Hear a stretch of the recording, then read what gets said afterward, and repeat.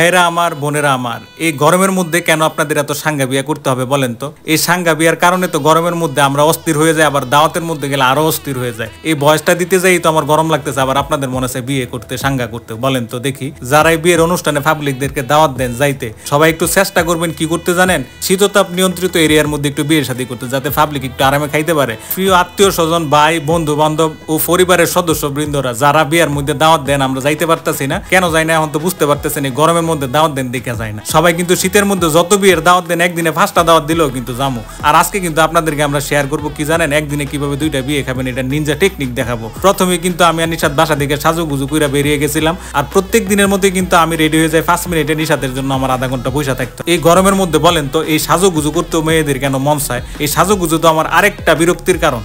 আরে ভাই, অনেকেই তো জানি যে নিনজা টেকনিকের কথা শুনে এক্সাইটেড হয়ে গেছেন যে আসলে কি বলবো। টেকনিকটা কিন্তু খুবই ইজি। আমার যেহেতু সার্কেলটা অনেক বিশাল, 2টা বা 3টা দাওয়াত যদি পড়া যায় তাহলে কিন্তু বন্ধু বান্ধব বাক করে বিভিন্ন জায়গায় পাঠায় দেয়। যে জায়গার মধ্যে খাবার মজা ওই জায়গার মধ্যেই খাই, আর বাকিগুলোতে খালি গিয়ে দেখায় আসি যে আমরা আসছি, ঠিক আছে। আর খাওয়ার মধ্যে মানুষ দেখি মুহের মধ্যে তাকায় থাকে। এখন একটু একটু সেলিব্রিটি হইতেছি না, মুহের মধ্যে তাকায় থাকলে কনসে খাওন যায়, এমনি ছায়া থাকলে কিন্তু ভাই খাইতে পারি না, লজ্জা লাগে। আপনারা আমাকে খাওনের ভিডিও দেখে মনে করেন যে আমরা টেবিল ভর্তি খাওন সবই খাইয়ালাই, আসলে কিন্তু আমরা ভাই তেমন খাইতে পারি না। খাবারের টেস্টটা অল্প অল্প খায়া খায়া শেয়ার করি। খালি দেখি আপনারা প্লেটের মধ্যে চাইতেন যে এরা মনে আজকে খায়া মনে বিয়ের মধ্যে টান ফালাই দিব। আসলে ভাই এত খাইতে পারি না, ভাই এত খাইতে পারি না। মোর মধ্যে যখন চাইতেন তখন তারা লজ্জা পেটের মধ্যে কাউন্ট ঢুকেই না।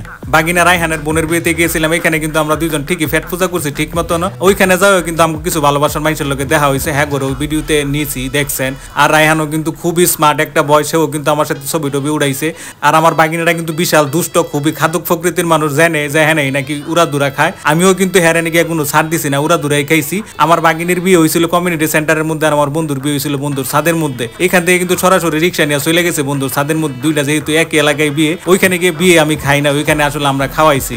বাংলা ভাষায় যেটা শাহিদারি করে না, আমরা কিন্তু সবাই এমনি শাহিদারি করে খাওয়াইছি। আমার এই বন্ধু বান্ধব কিন্তু সবই খাদক প্রকৃতির মানুষ, আর ইতানের কিন্তু ডেক খালি করার অভ্যাস আছে। এই মুখটিরে সবাই চিন্তা রাখবেন, যারা দাওয়াত দিবেন চিন্তা ভাবনা করে দিবেন, ইতান কিন্তু ডেক ডুক খালি করে লা। আমরা তো বন্ধুর বিয়েতে যাই সবাই শাহিদারি করে খাওয়াইছি, আর আমরা কিন্তু দই টই খাইছি।